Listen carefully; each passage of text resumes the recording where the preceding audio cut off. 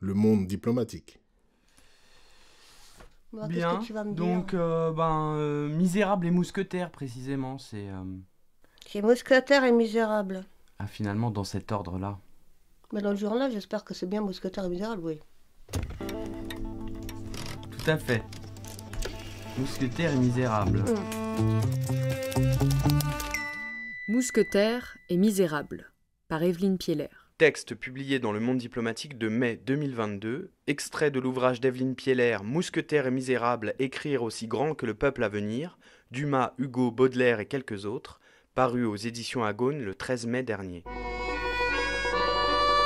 Des extraits de ce texte lus par Salomé Saké ponctuent cet entretien avec Evelyne Pieller, membre de la rédaction du Monde diplomatique. Sous le ciel de Paris s'envole une chanson. Elle est née d'aujourd'hui dans le cœur d'un garçon. Sous le ciel de Paris marchent des amoureux. Leur bonheur se construit sur un air fait pour eux. Sous le pont de Bercy. Dans mon enfance, on n'allait pas au cinéma. Ma mère ouvrait le café à 5 h du matin pour les éboueurs. Elle m'a pourtant emmenée 2 fois à l'Eldorado, moment luxueux où on marchait dans la nuit tombée à la lumière des réverbères et des feux rouges. La première fois, c'était pour Les Misérables, probablement celui avec Gabin. On ne l'a pas vu, elle s'était trompée de date. La deuxième, c'était pour Le Dictateur. Celui-là, on l'a vu. J'avais 7 ans, je n'ai à peu près rien compris. Première page dans lesquelles vous parlez de votre enfance, Evelyne. Oui, enfin, votre effugacement, mais ce sont quand même des livres qui sont souvent attachés à l'enfance. C'est souvent là qu'on les a découverts, si on les découvre. Et il se trouve que chez moi, c'était un peu singulier, parce qu'il y avait quand même extrêmement peu de livres. D'où la question qui, ultérieurement, m'intéressera prodigieusement, c'est comment ça se fait?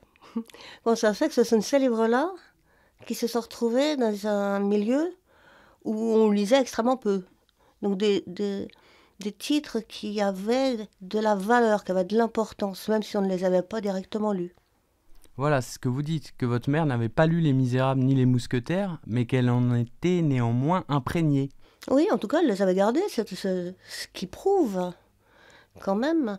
Elle connaissait l'histoire, quoi, comme non pas forcément tout à fait tout le monde, mais comme vraiment ce qu'on appelle le peuple. C'est ça qui m'a vraiment fascinée d'une certaine manière.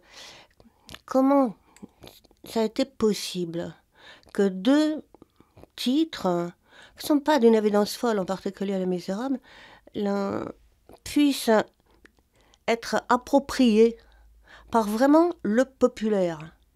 Donc quand je dis le peuple populaire, c'est pas les best-sellers. C'est pas ça, c'est pas les blockbusters.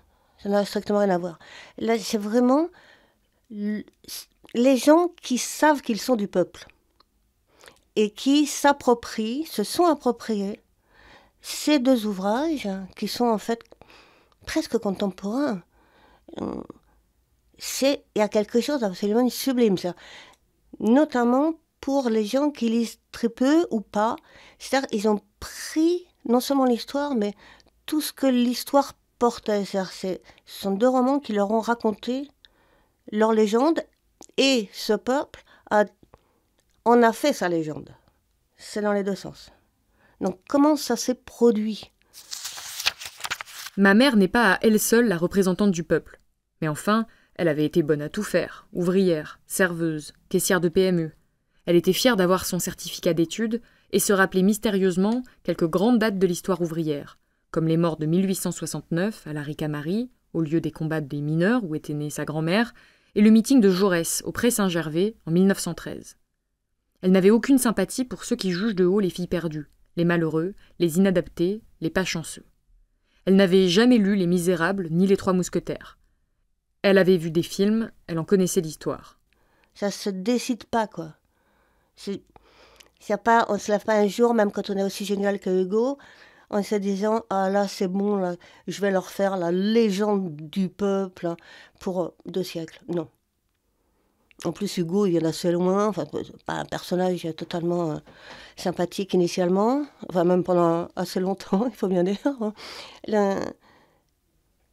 Comment ça se fait qu'il y a quelque chose de la grandeur du peuple et des chagrins du peuple que le peuple a reconnu dans des œuvres, non seulement que le peuple n'a pas forcément toujours lu, mais qu'il a d'une manière ou d'une autre fréquenté. Plus même que les mystères de Paris et tout ça.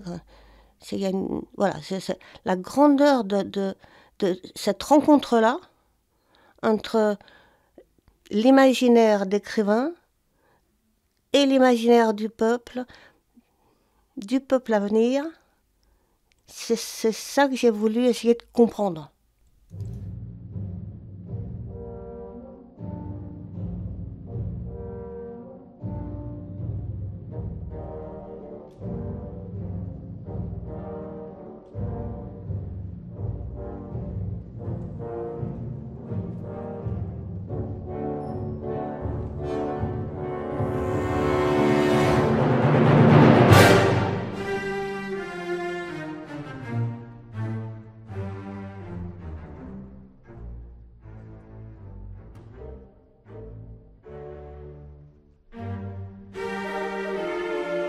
Il y a quelque chose de superbe, de stupéfiant, ça c'est vrai, mais enfin l'histoire elle-même, l'histoire même des jeunes du demi-siècle, du 19e, est proprement légendaire.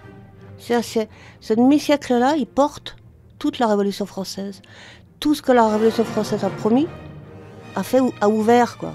C'est la Révolution française, ça a fait des choses très concrètement, mais ça a ouvert l'imaginaire d'une manière hallucinante. Et halluciné, en réalité, ça rend presque fou, tellement c'est inouï.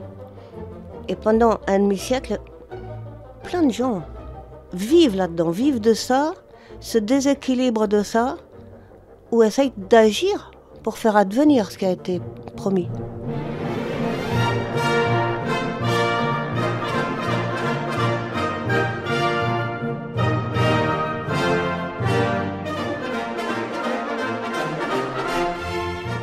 Qu'on appelle aujourd'hui d'une manière quand même extraordinairement contestable l'utopie, là, il y a eu quelque chose qui s'est passé. C'est 89, 93, je sais pas si on se rend compte encore à quel point ça a été mais grandiose, quoi. Ça a réinventé l'humanité. Et toi, t'arrives après. Vraiment, voilà. Dumas comme Hugo, il naît en 1802. C'est vraiment après. Et ce qu'ils vont voir, c'est un monde complètement rabougri, un monde de vieux, qui essaye d'effacer tout ce qui s'est passé avant. Et eux, alors? Ils sont les fils de quoi? Ils sont les précurseurs de quoi? Tout le romantisme, c'est ça, mais ce qui va bouger, c'est que ça va passer d'un plan, comment dire, à la fois politique, égalité entre tous, esthétique, l'égalité des formes, à la question sociale. Le grand passage Dumas-Hugo, ça va être ça. Les Misérables m'exaspèrent. Il n'est pas permis d'en dire du mal, on a l'air d'un mouchard. En résumé, l'œuvre est faite, écrit encore Flaubert à Madame Roger Desgenettes en juillet 1862, pour la crapule catholico-socialiste, la vermine philosophico-évangélique. La crapule qui se fera massacrer 9 ans plus tard, sous les applaudissements heureux et de Gustave et de ses frères en bourgeoisie, la vermine qui persévérera dans son absence de goût. Elle fera des Misérables sa légende, et Masse qui massivement se fout de l'art, surtout avec une majuscule, fera de surcroît des mousquetaires son idéal d'étincelante camaraderie. Monsieur le cardinal et moi-même travaillons main dans la main pour le service du roi. Monsieur, en quittant Tarbes et en venant ici, je me proposais de vous demander une casaque de mousquetaire. Ne savez-vous pas que l'on ne nous voit jamais l'un sans l'autre? Et qu'on nous appelle dans les mousquetaires et dans la garde Athos, Porthos et Aramis, ou les trois inséparables? Monsieur Tréville, c'est la guerre, monsieur le capitaine! La guerre? Ce matin, vos mousquetaires ont eu une nouvelle escarmouche avec les gardes de monsieur le cardinal.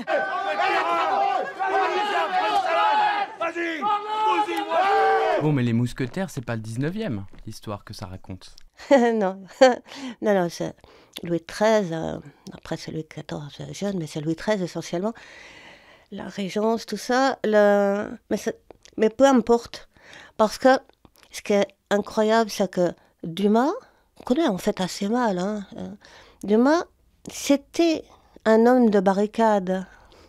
C'est quelqu'un qui a fait les barricades en 1830. Hein, dont la plupart des amis étaient des gens qui animaient des sociétés secrètes armées. Pour lui, c'était extraordinairement important, et pas uniquement parce qu'il était métis, et pas uniquement parce qu'il était fils de général napoléonien.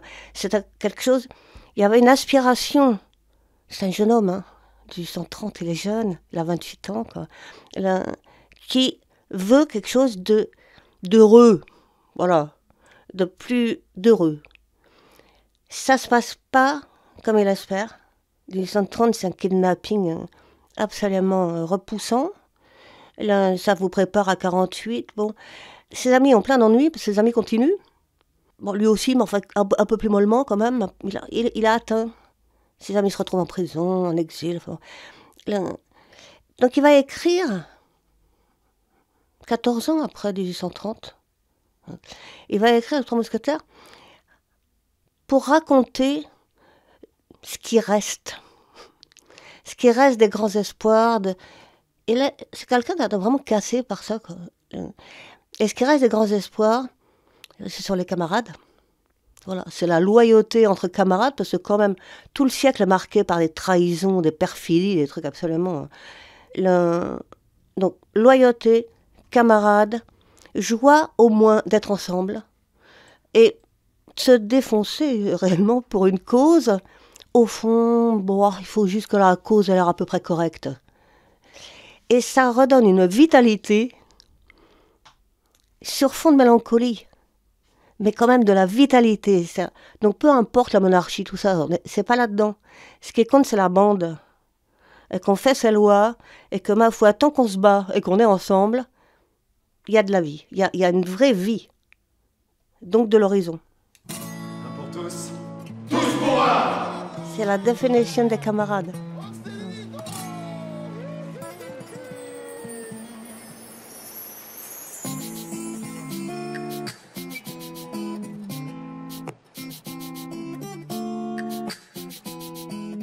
J'ai pas toujours été grand et fort et tout. Lorsque le doute plane, quelques mots, une écoute et tout repart. Y'a que la mort qui n'a pas d'amis sincères. Vaut mieux changer avant de se demander à quoi ça sert. Et j'ai dû apprendre à pardonner, vu le peu qui m'a tant donné. Quand l'abandon te pend au nez, passe les années comme au café, une vie de cap et d'épée. Tellement enterré, j'ai même pas 30 tendresse. J'écris à mes potes sans qu'ils soient en zonzon. Tu sais, le temps presse. Aigri à mon âge, Jack, le ciel est gris. Le choix est simple, se ressaisir ou moisir. Je rappe pour le plaisir et l'occasion est bonne à ceux qui savent ce que c'est avoir des potes. Avoir des potes, puisque la route est longue, fous les sens s'enfoncent, c'est ça. Avoir des potes, puisque la route est longue, fous les sens s'enfoncent. J'ai rarement été seul devant des ennuis, que ce soit à 8 contre 1, pas de fuite, on finit unis. Oui. Dumas et Hugo sont sans doute les deux seuls écrivains de leur génération à être vraiment nés de la Révolution même. Vraiment, pas seulement biographiquement. Et à en avoir accompagné les résurgences, et à avoir pris au sérieux l'exigence du monde nouveau qu'elle avait fait apparaître. C'est ce qui va leur permettre de transformer les rêves tués, de les ressusciter en histoires, des histoires à la gloire de l'esprit des barricades.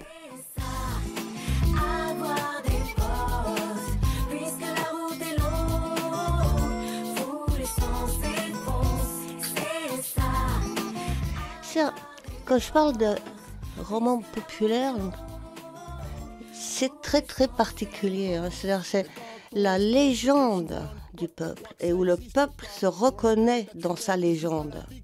Donc c'est très différent. C'est l'affaire du peuple.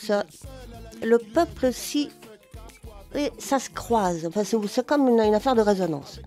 C'est l'imaginaire d'un écrivain exigeant. Hein, se trouve à un moment en résonance, fait porter par tous les rêves collectifs, que ça lui convienne ou pas, d'ailleurs, qu'il soit d'accord ou pas. Il est porté par ça. Que ce soit victorieux ou pas. Absolument. Plutôt sur fond de défaite, il faut bien dire. Et il travaille tout ça de manière élevée, de manière grandiose. Les Misérables, c'est un livre d'une ambition littéraire, stylistique immense.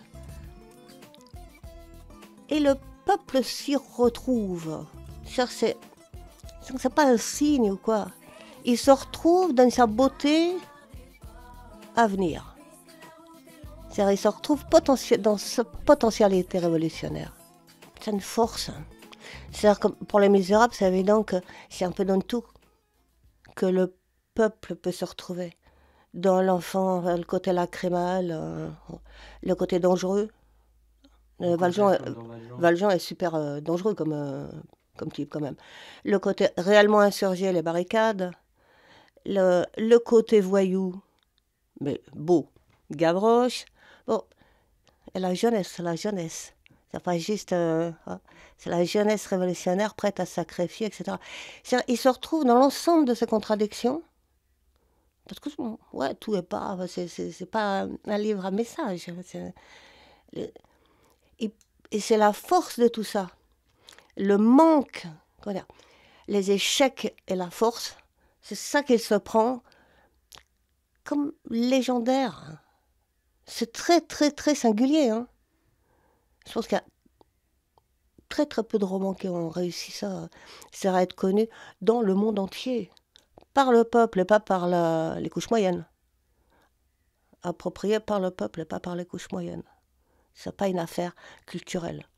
C'est bien plus grand. Merci Evelyne. Merci Thibaut. Retrouvez toutes les lectures d'articles et tous les épisodes du podcast du Diplo sur monde-diplomatique.fr/audio.